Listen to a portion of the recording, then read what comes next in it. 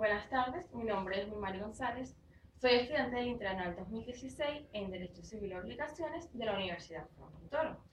En esta ocasión les voy a hablar sobre el contrato, la clasificación, los elementos y la formación de este. Tenemos como definición o concepto que el contrato es una fuente principal, primordial de obligaciones. La definición legal del contrato la encontramos en el artículo 1133 del Código Civil. El contrato es una convención entre dos o más personas para constituir, reglar, transmitir, modificar o extinguir entre ellas un vínculo jurídico. Es por ello que modernamente el contrato se entiende como un negocio jurídico bilateral, de contenido netamente patrimonial, en el cual las partes tienen intereses opuestos. En cuanto a la clasificación general de los contratos, se encuentran establecidas de igual forma en nuestro Código Civil. Encontramos como primera clasificación los contratos unilaterales y contratos bilaterales o sinalagmáticos.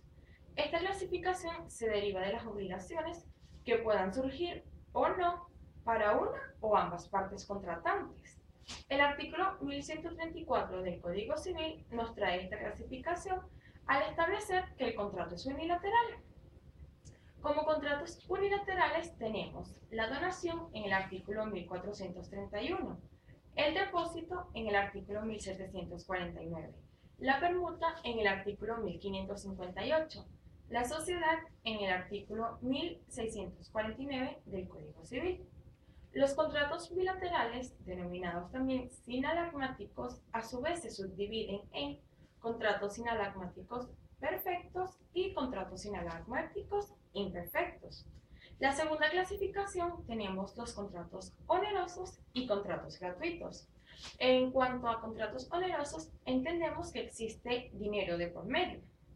Los contratos aleatorios y contratos conmutativos, los contratos nominados y los contratos innominados, los contratos consensuales, contratos reales y contratos solemnes, contratos de cumplimiento instantáneo de tracto instantáneo y contrato de cumplimiento sucesivo o de tracto sucesivo.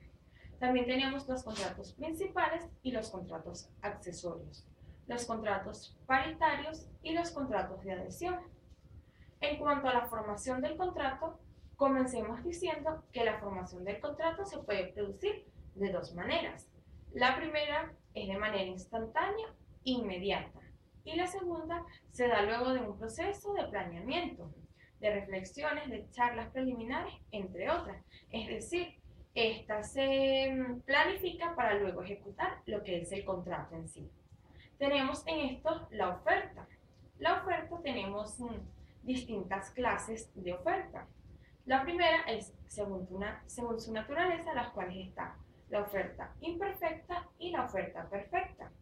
Según el término, tenemos la oferta sin plazo y la oferta con plazo. Según los destinatarios, tenemos la oferta hecha a personas indeterminadas, las cuales también se denomina oferta pública.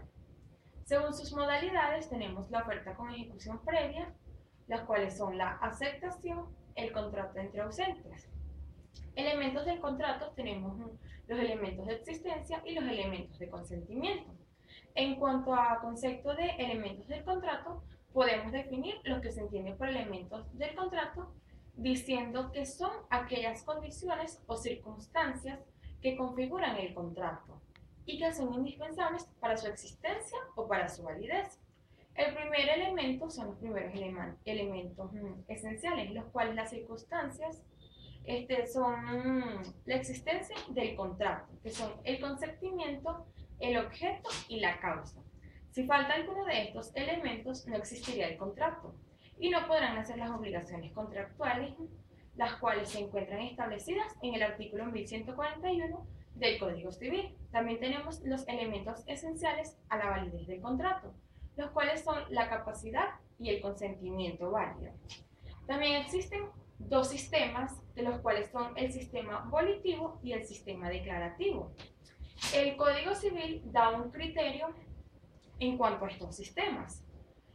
Nuestro legislador asume una posición mixta con respecto a ambos sistemas. La primera es que en algunas disposiciones acoge el sistema volitivo, como por ejemplo en los contratos de buena fe, los cuales se encuentran en el artículo 1160 del Código Civil. En la posesión, el artículo 772 del Código Civil. En los actos de mera tolerancia con respecto a la posesión, en el artículo 776 del Código Civil. La segunda, tenemos que en otras disposiciones adopta el sistema declarativo, como por ejemplo en el caso de la inadmisibilidad de la prueba de testigos en contra de instrumentos públicos o privados, los cuales están en el artículo 1387 del primera parte del Código Civil. La declaratoria de simulación en el artículo 1281 del Código Civil. Así, cuando se cumple todo esto, se extinguen los contratos. Esto fue todo. Gracias.